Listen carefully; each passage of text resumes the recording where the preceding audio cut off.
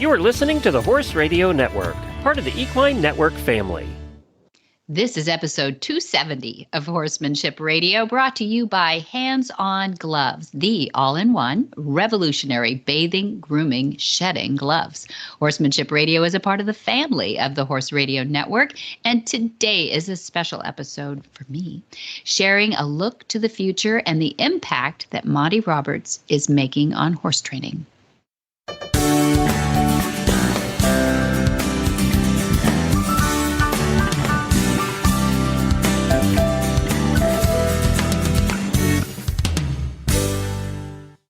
This is Debbie Laux, and you're listening to the Horsemanship Radio. Thanks for joining us. Horsemanship Radio airs on the 1st and the 15th of the month.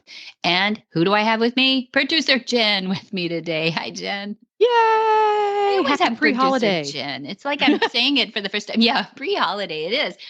But I'm so glad to have you with me. I heard wind. I heard wind of a new horse in your home. Yes, we welcomed a new equine to the family. My ride of 10 years, Nigel, has officially retired to pasture puff. Bless his heart. Bless his little heart. Mm-hmm. And a new horse has come into our lives just less than a week ago now. Boy, girl. He's a 4-year-old gelding. As a matter of fact, he doesn't turn 4 until April. Good for you, lady. Well, that wasn't, I kind of wanted something a little older, but you know. Awesome. That's awesome. He must be, you know, like an old soul. He does kind of have the old soul vibe going. Mm-hmm. And I went out and I test rode him, and I just wanted to keep riding him and riding him and riding him. And for me, that's really the selling point. I just don't want to get off. Oh, I love that. And he was like, I'm tired. Oh, yeah. He called it great. It's hot out here. I have a winter coat. Gosh, that's right. You're in Florida. So he is a 4-year-old Kentucky Mountain Saddle Horse. Oh, yeah. Fun. Who's ever heard of one of those? But that's what he is. Have you really heard of them? Oh, my gosh. You're the first person I've talked to that's actually heard of them. Oh yes. My gosh. No, that sounds really fun. Oh, no, they kind of out here, we have the Rockies, and there's the Peruvian Pastos are coming in, the Manga Larga Marchadors. And so I think I hear a lot about, He's a fun little guy. Okay. So now we have 3 different sized horses: small, Scooter, medium, new guy, James, and large, Nigel. So nothing I own fits him. That's true. Oh, goody. We get to go shopping. Yes, we get to go shopping. And today was the first time I sat on his back since we got him home. So what kind of ride is he? I mean, you're going to use him for trail or? Well, trail. The goal is to do some endurance. Good. And if he is up for it, some fox hunting. Oh, fun. My 2 favorite things to do on horses' backs. Yeah. So those are the goals. I think he's going to be. I'm crossing my fingers because that was the whole point. So we're going to do that. Discovered today that my saddle doesn't fit him as well as I thought it did. Dang it. Because I've been doing groundwork with him, and I've been putting on his tack on it. It's like, this looks great. It's nice and smooth, fits us through his back and all those things. But when he goes down hills, it kind of slides forward toward his ears a little bit. So yikes. Maybe we got to build him up a little bit up there. Yeah, maybe. And it's a little weird because the place that he came from, right down the street, as a matter of fact, flat as a pancake, not even the tiniest little hill. So having a person on his back while he's being ridden on a hill is a little bit foreign. Mm-hmm. Mm-hmm. So you got to take him places. You got to go. Oh, yes. No, there are no hills in Florida. Well, here at our place, there are lots of hills. Do you have hills? We have lots of hills. Now, they're not mountains by any stretch, but they are definitely hills. Well, that's good. In Florida, that's amazing. Actually. Yes, we live in a part they call them sand hills, and that's literally what they are. Yeah. But that's good. So, that'll build up those little shoulders, maybe. Build up those muscles, and I think it's going to be lots of fun, something to look forward to in 2025 and beyond. Yeah, how exciting. So it's James. What color is he? James is genetically, he's something we call either smoky or sooty black. Huh. Okay. I got this from the owner. I don't understand the genetics of these colors. He just looks like a really dark think Dark beige. Hershey's Special Dark Chocolate. That's what color he is. Made my mouth water. Look at that. Yes. Maybe I should be calling him Hershey's Special Dark. Yeah, that's cute. That's cute. That's cute. Well, exciting. I'm so happy for you. That's really fun. I'm sorry about all the shopping you're going to have to do. No, but not. But you've got a ride. You've got a vacation for 2025. Ride outs. Mm-hmm. Well, see, our Horse Radio Network has always, we shut down production between Christmas and New Year's, give everybody a break. Yeah. And I'm looking forward to taking advantage of that and getting on his back as much as I can. Yeah. And maybe even get him out onto a trail ride or two. Early days, but that's the goal. Right. And right now we're just riding on the farm. Yeah, well, you've got that to do. And do you always go with somebody else? Because he's a newbie, right? So, well, I think to start out, we're going to go out with other horses. Yeah. Yes. Just because I need to get to know him, need to let him settle in. And he's not traveled a lot, but the traveling and the training he has had has been exemplary. Just exemplary. Good. A good boy. And so, and he was right down the street? Right down the street. I have nothing to undo. It's just awesome. When we went to pick him up, we wouldn't fit in the driveway of the previous owner's property. Oh. the turns were too tight for our living quarters horse trailer. So we met him down the street at a trailhead. Mm-hmm. So he loaded James up in his little trailer, drove down to the trailhead, and we met. We took him off their trailer and put him on my trailer. Well, James has never seen a step-up horse trailer at the tender age of 4. Yeah. And he just said, sure, I'll get in there. He did? He just jumped in? Just walked right in. Now, when we got out, our living quarters horse trailer is quite high. It's 17 inches high because of the pipes that go underneath. Mm-hmm. So I do not ask the horses to back out of that. It's just too big a step. Yeah, you can turn them around. That's good. Turn them around and let them hop out. And nice. he did quite a leap. He's got some jump in him. Yeah, there you go. You could go on a real trail. Yeah, wee! That's always cute. Right? Hopefully exciting and interesting adventures to come in 2025. And that's what this episode is about. This is exciting, interesting, fascinating, positive adventures in horsemanship that are going to be coming up in 2025. Thanks in no small part to what Monty has been doing for the past 70 some odd years. Yeah. Well, at least he likes to think his life started at 14 because he was riding even professionally, really, because he was giving lessons at a very young age, long before 14. So he's really blessed. We talk about this in the interview, but he's really blessed to have been able to work straight through with horses all those years. I mean, even when he went to college, obviously he was competing and he never stopped working with horses. I don't know how many people can say that are going on 90 in 2025. Yeah, usually there's some little left turn you take in there somewhere, and he's worked at a high level. And so I thought it'd be fascinating to talk to him about where does he see horses go from here, and what's his impact going to be in 2025.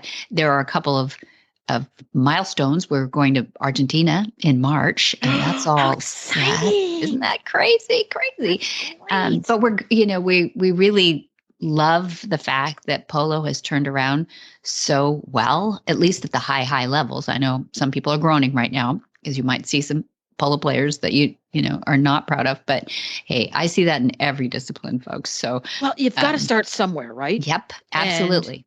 And at the highest level. When you've got the highest level, people take notice, and people take notice within the discipline. People take notice in other disciplines. People outside of horses take notice. So that is fabulous. That's true. Really exciting. And then, of course, the Cowboy and the Queen has been doing so great. And it's even talking about some nominations right now, too. I don't want to curse anything, but want to talk more about that in 2025, the impact that more mass media documentary might have, and encourage people that are in their walk of life, whatever it is that they feel like they sing in, to do the most and the best that you can, because you really can make a difference. This feeling of not one person can make a difference. Yes, they can. They actually can. I don't, know what impact you're thinking about when I say that out loud, whether it's a ripple in your community or whether it's something that can go national or even international. If you have a vision, pursue it. And the other thing that's really exciting is he has been working for the last more than a year on what he's calling the last autobiography, because he had his first autobiography published in 1996 in England and 1997 in the United States. And then, of course, it went into multiple countries. But he is really excited about this last autobiography because everything that happened after the Queen is recorded in this one. So we'll have to see how we whittle it down, because the impact is just incredible, really. All the people he's met and where it's taken him from that moment. It's really, the last book ends with meeting the Queen. And so this is going to be really exciting to have that out there. And if for nothing else, for my family, to have all of that recorded and here for posterity is wonderful. So what scraps we leave in the book will be scintillating and beautiful, I think, too, because there's a lot of beautiful people that he's been able to meet. And better, he would say, is a lot of beautiful horses have been made stories of now and will never be forgotten, at least in our family. So anyway. Pretty cool. That's pretty cool. And speaking of beautiful horses, if you use Hands On Gloves, your horse is going to look more beautiful and feel more beautiful too. And right after we hear from Hands On Gloves, we're going to get right to our interview.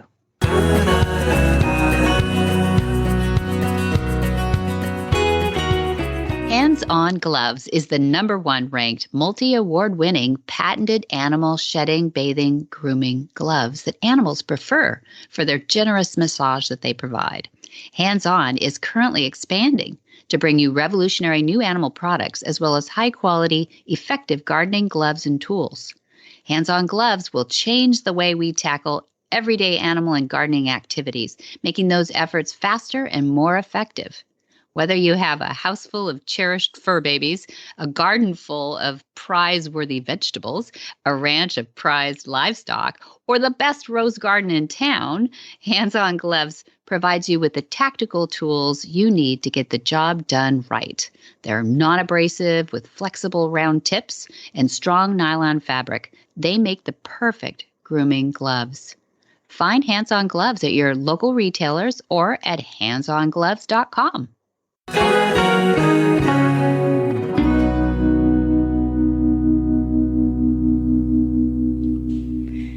Well, good morning. I'm glad I could have this sit down with you, Dad. We wanted to look at the overarching view that we have sitting here in December of 2024 for what might happen in 2025, what good is happening, good ideas we're putting under the tree at Christmas time, good relationships, good visions, a lot of things we're doing are good here, but I wanted to hear it from you. I wanted to hear what you look forward to in 2025 and where you think horsemanship is going. That's a big, broad subject, but do you want to chew that one off? Well, I'll try to measure up to that request. However, 2025 is a very, very important year to me, in my opinion, because it's 90 years. And what I get out of 1995 is likely to be the end of what I can do in my goal to leave the world a better place than I found it for horses and for people too. I see it happening.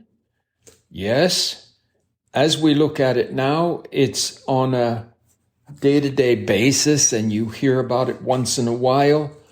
But I'm hearing about it more and more from various areas that were incredibly the opposite for so long. And the opposite meaning you break them. They have to know who's boss. You can't allow them to make one mistake without showing them that they made that mistake and they're going to get beat up for it. Yeah, that's really what a lot of parts of the world believed when I was born in 1935. I'm watching now as, oddly enough, some of those most difficult areas are the first ones to make a change.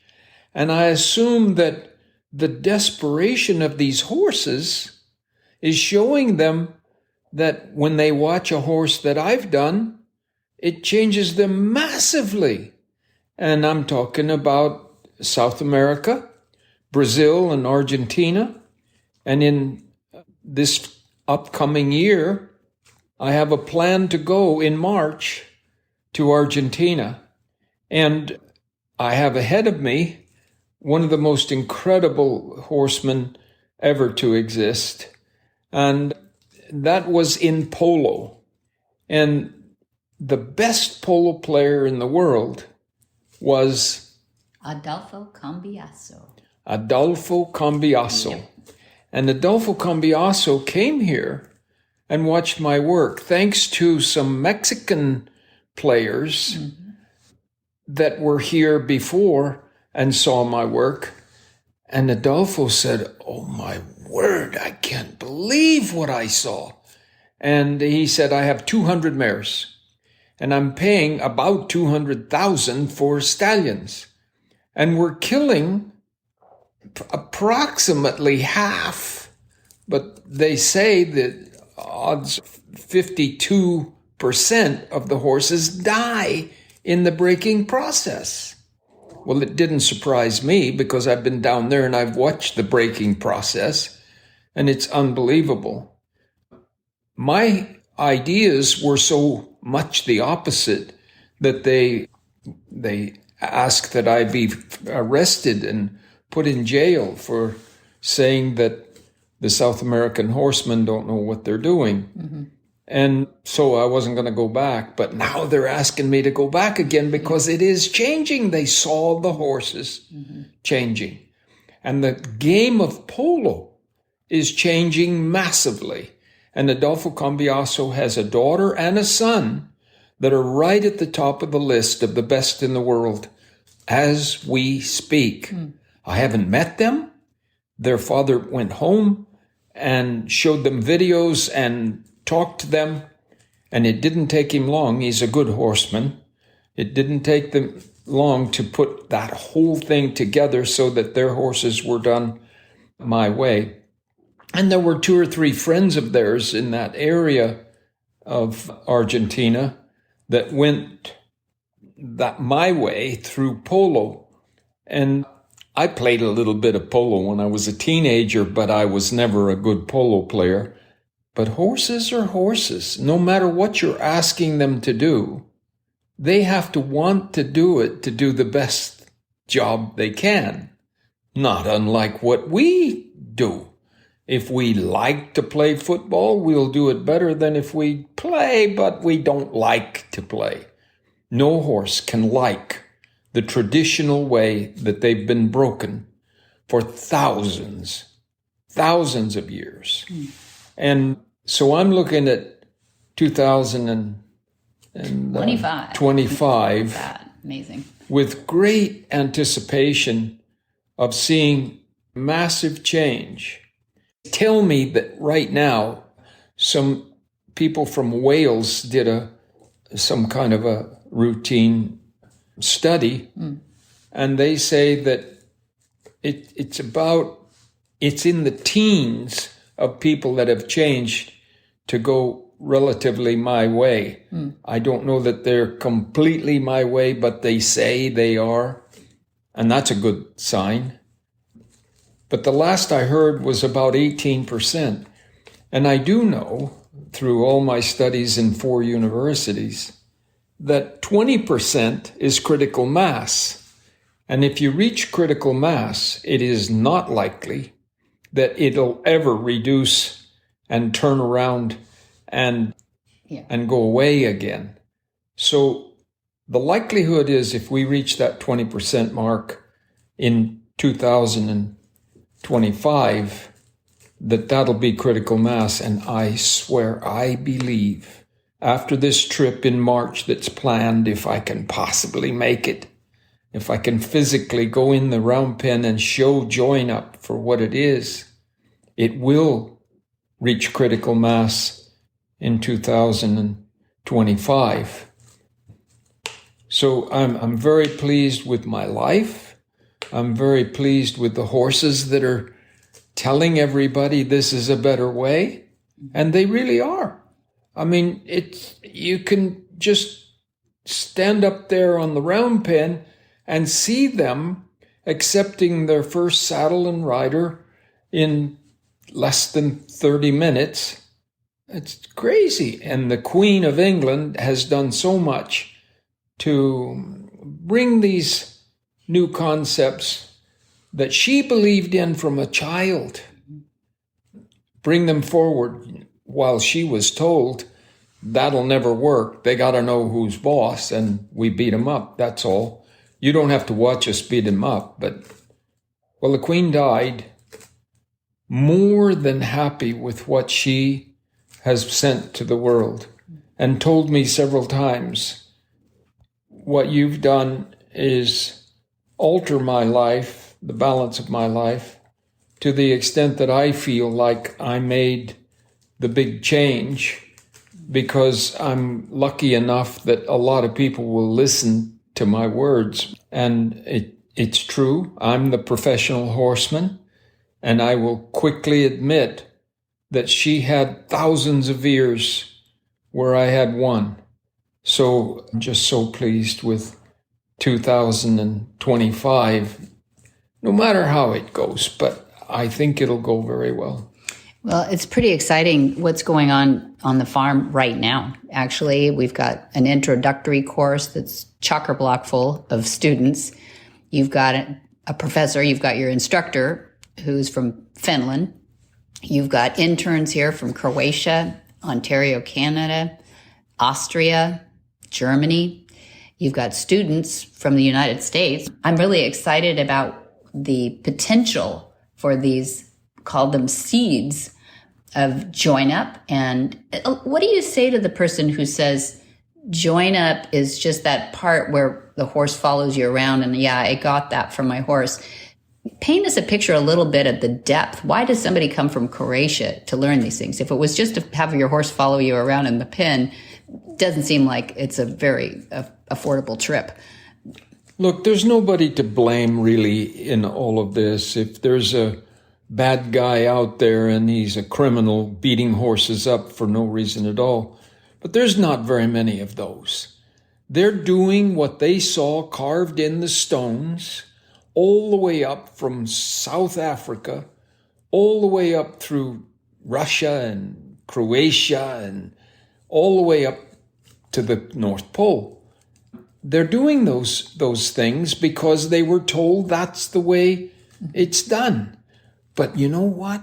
The children brought the little baby horses in. Oh, look what I found, And I studied this thanks to Brigitte von Reckenberg of Zurich, Switzerland, University of Zurich, put me on as an advisor to their courses, which Brigitte von Reckenberg wanted to see this change come on. She was quick to see how much improvement there was in the horsemanship that they fostered, and sent me all the way up, first of all, through the southern part of Europe, where most of the caves are that they sent me to, with courses of 20 or 25 students. And we talked about the pictures that they drew in the stone of those caves. And you could see through the centuries a change, slightly this and slightly that. And the horses like the kids, and they don't kick the kids and they don't bite the kids. Well, the kids didn't fight either. So they came up. And would you stop and think about it for a minute, that the people in Asia started to see value in having races with these horses. And the children were lighter in weight than the adults. So they put kids on the horses to have the races. Now the men would stack all the house, that's hides and poles on them to move a few miles to get into a better food area or something. But the change was happening 200,000 years ago when they started to cross over the water. And, my father never changed a tick from the time he was born till he died. And he was very violent with the horses. And that's a bad thing. Oh, wait a minute. It was a good thing because I stepped back and saw this violence that he perpetrated on me. And I knew what it did to me. And I was willing to walk away from that and build a life of my own where I didn't want to have violence with anybody in my life. And there was this massive change in my life. In 1950, I was 15 years old when I did the first Mustang in the wild. He didn't have a name, never did have a name, because I had to turn him loose after I did him in the wild. But it was... Meaning you saddled him. When you I saddled him and rode him back to the camp. And the guys there had to believe it. They saw it happen. But my father turned up later and was going to kill me. I was 15. My father was 28 years older than me. And I was already playing football and wrestling in the schools I went to. And physically, he had to go to the hospital and I didn't. And so it changed my life to walk away from him and say, I ain't going this way. I am going to go nonviolent. And meeting the Queen, there is a God up there. And meeting the Queen was a gift that you just can't reason with. It didn't just happen by luck. Somebody was guiding that. And then she wanted me to do a horse on a video to launch my first book. And that horse was done in 1997. And he's still here. And he's still here. Now, there is a God in heaven. This is a Mustang. They die generally less than 20 years of age, considerably less than 20 years of age, for a lot of reasons, but they don't have any worming medications and so forth. And this horse, we wormed him and he almost died being wormed because there's so many worms in them that they get that way. But he lived and he's alive. Yeah, amazing. And he's 32. He was born in 93. Okay. And they've proven that through his blood and stuff. And born in 93 and still alive in 25. Hopefully he'll make it to 25. Well, it's got only a few days. But imagine that. It just blows my mind to think about it. And that's a gift to me from all those children that showed them that horses didn't need violence. It's a gift to me from all those parents that let it go ahead and happen. It's a gift from me that we're sitting here now talking about it and publishing to the world the fact that I won 11 world championships, but I won hundreds of championships, local championships, hundreds of them. The horses wanted to work for me. And the professional people that were competing against me couldn't figure out how in the world I got so lucky to find these horses that just didn't want to fight back. They were wonderful horses that wanted to do what I asked them to do. It wasn't luck, my man.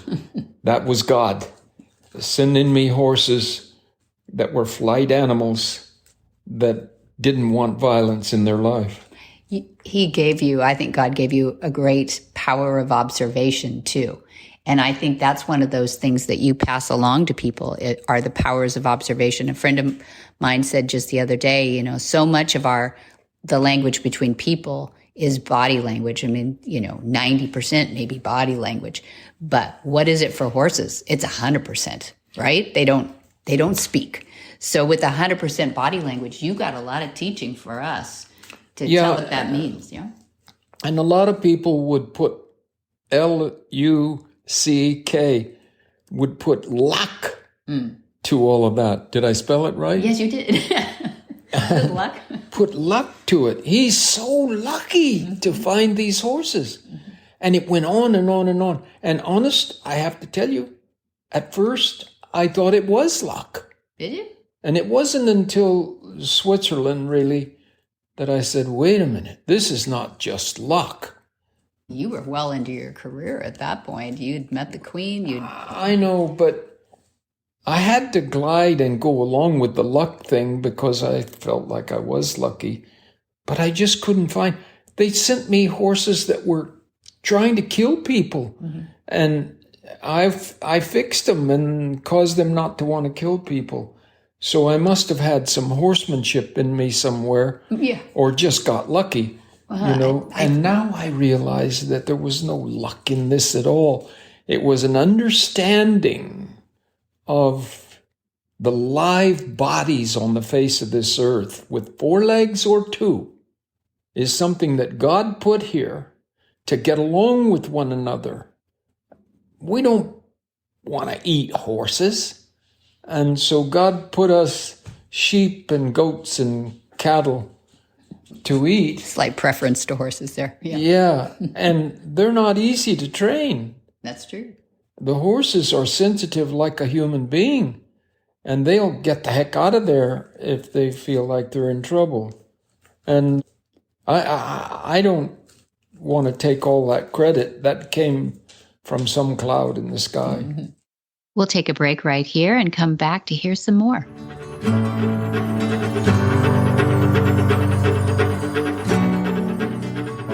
Imagine if you could take Monty to the barn with you. Watch and learn as he addresses each challenge with your horse and answers your questions too. You head to the arena and you work on each new lesson, knowing Monty's there to encourage you, all with violence-free, tried and true methods. After all, he's been helping train horse lovers all his life. With his online university, you could be like Kathy, a retired teacher who just bought her first horse. Recently, I went to a tack shop to look for a smaller halter. 61, just purchased my 14 Hands POA the day after my birthday, just a few weeks ago, after never having had a horse. And yes, that's crazy, but as a retired teacher who never had a hobby other than teaching, I decided to go for it. My hubby and I have taken lessons this past year, but I really longed for a relationship with a horse. The only other experience I'd ever had was to ride a horse in Philly, Pennsylvania, my hometown, when I was 16, and I got bucked off. And that was it until I was 61. Well, the owner of this tack shop, this precious lady, 84-year-old lady, gave me a copy of this magazine, Equine Monthly. And the article I read in it was Horses Are Biofeedback Beings, and it was just so interesting. I really felt like I just found a pot of gold when I read it, because in it talked about Monty's online university and that I could have access to 575 videos for $10 a month. And before that, I was just searching YouTube for everything I could find. But truthfully, that's just a pain. I love that the uni videos are concise and they're in order. They have extra notes and a quiz. And I just can't thank you enough for the huge blessing of your online university. It really has changed my life, and I will never be the same. I've had my horse Jack now for 7 weeks, and thanks to the videos, I've done join up with him, and it really worked like a dream. I had to do it in an arena, but it still worked. Thanks to Monty's lessons and the cues and the hand signals, the ability to watch the lessons over and over on demand is incredible. So I also want to thank you so very much for making the online university affordable for this retired teacher. Thank you so much for all that you do for everyone who really wants to love a horse. Kathy.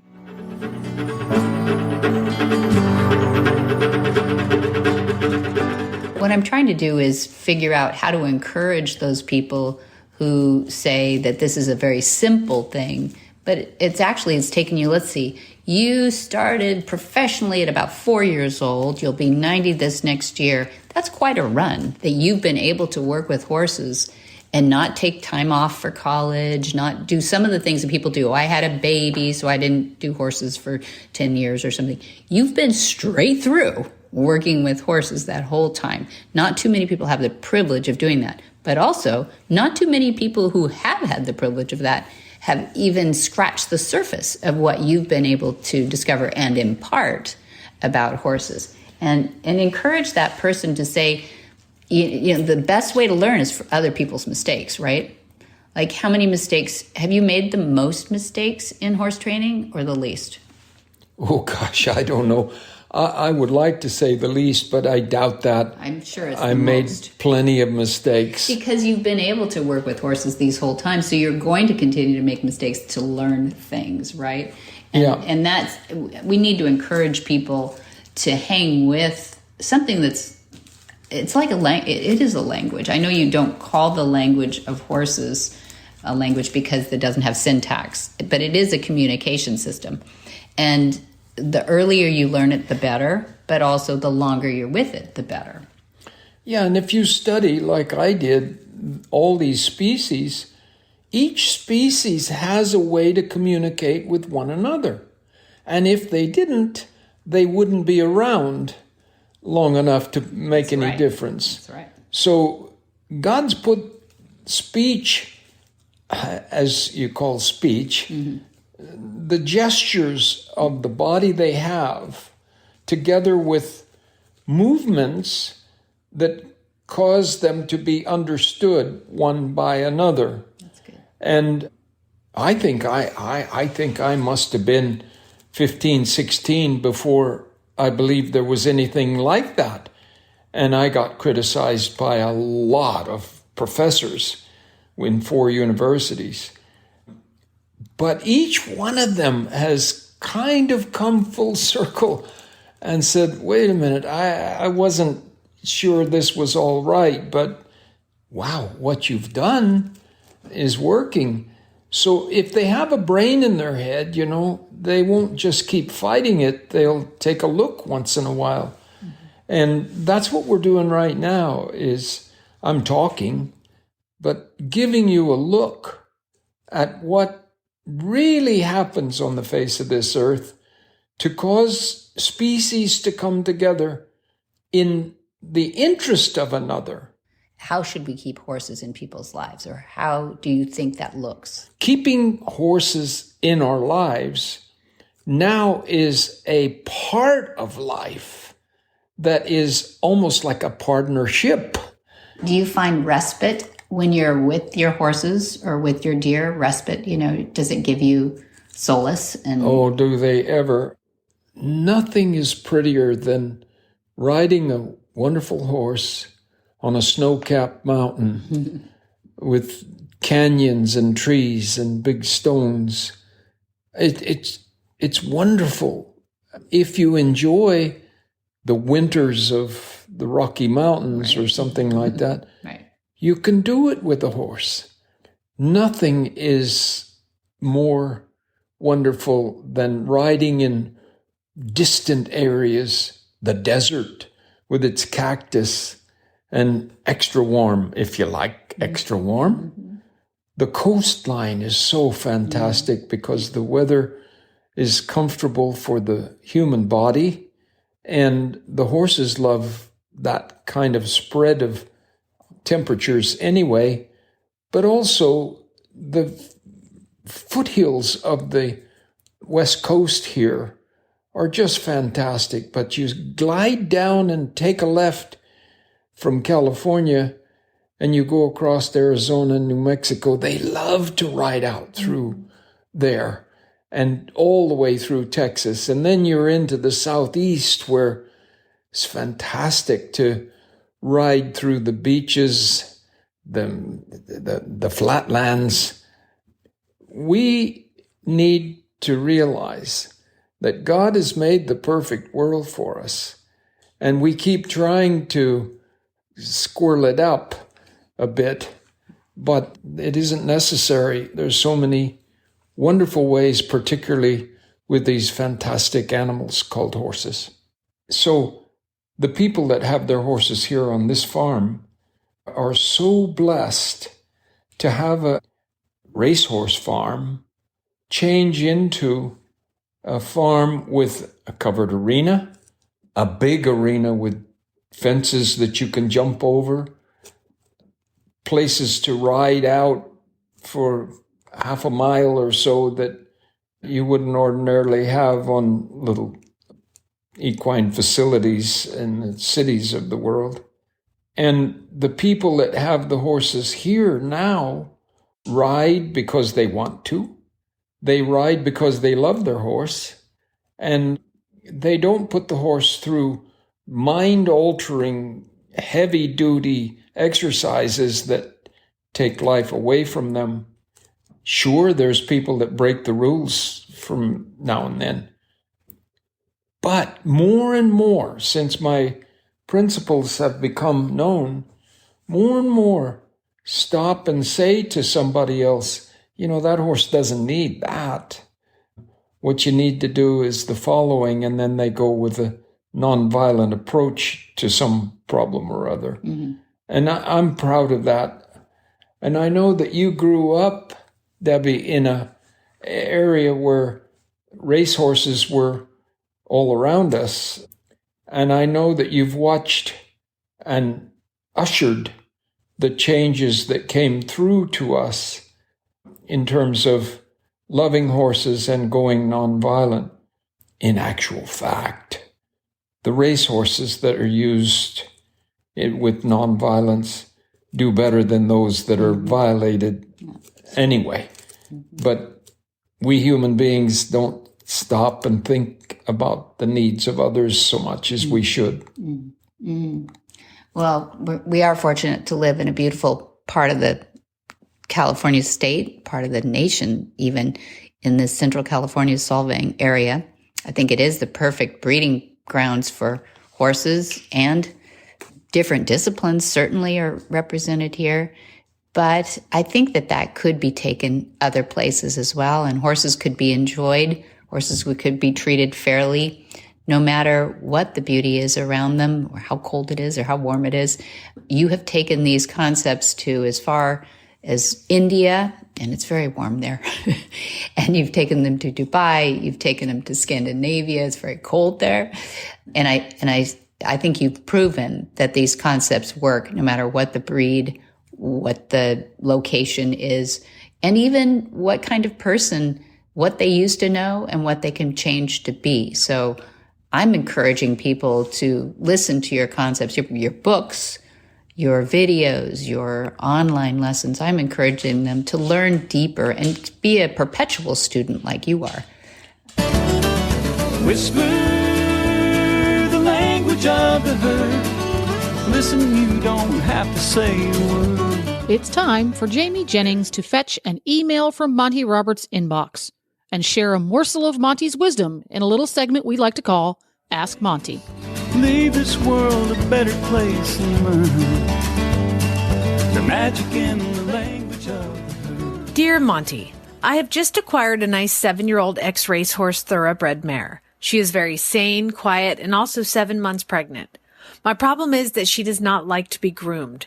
She will pin her ears back and threaten with her back legs. She gnashes her teeth and attempts to bite when I brush her. Help! Monty's answer. It is inspiring that you're working with an ex-racehorse, and it's vitally important that these horses are given the chance to retrain and be useful partners after their racing careers are over. Please be aware that many ex-racehorses have become wonderful pleasure horses and even champions in competition. If you have ever seen racehorses being groomed at the track, you will notice that the horses are tied very short and high on the back wall of a box stall. One can easily imagine how this process might create a horse that is highly resentful of being groomed.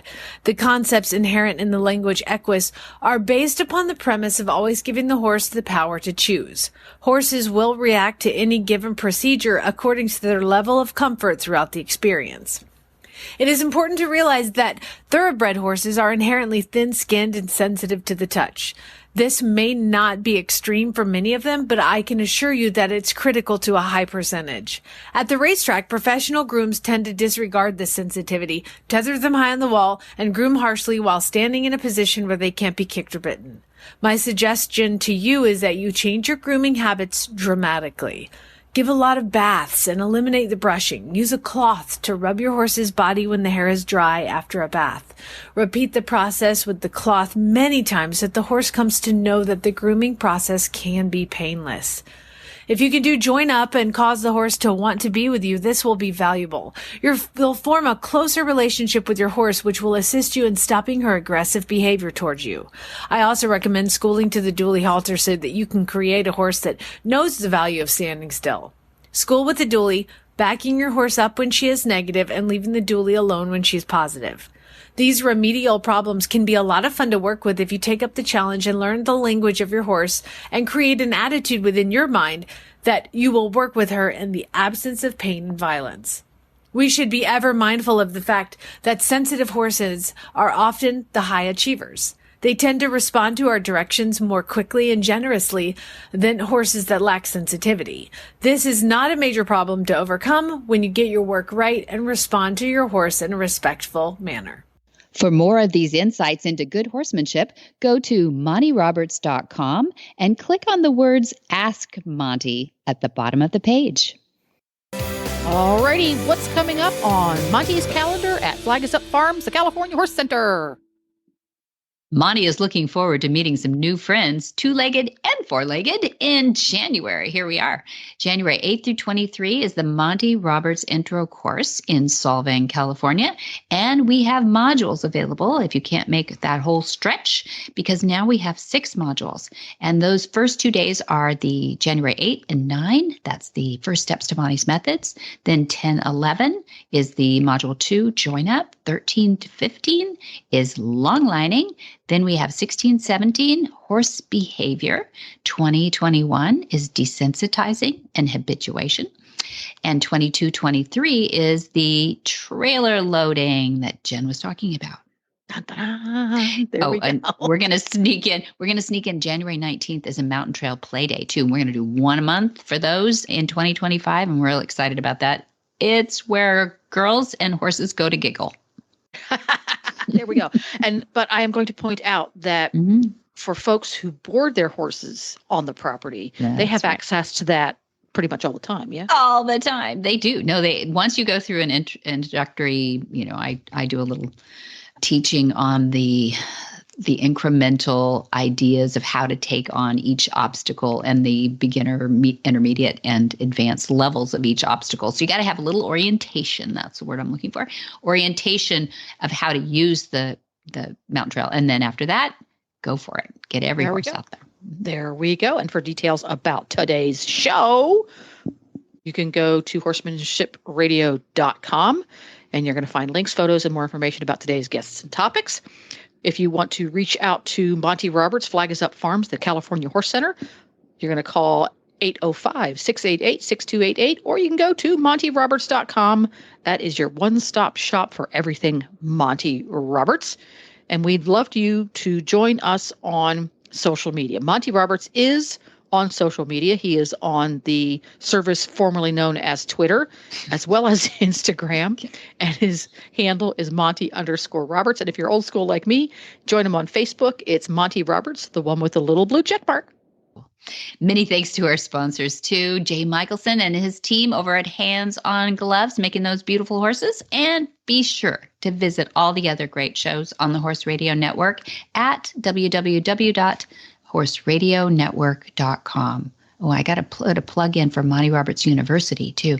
We have 13 introductory students right now from as far away as Croatia and Ontario and all these in Austria. And the students are amazing. But what's the one thread that they use is the Monty Roberts University.com. And you can be anywhere that you have Wi-Fi and watch those lessons. And they're watching them over and over, and they do them at night, and then they come back, and then they do them by muscle memory with the horses. And it's just been the greatest tool for sharing the methodologies. What are the methodologies? It's called horsemanship. So visit the other great shows on the Horse Radio Network. And then until next time, and until 2025, have many happy horse hours.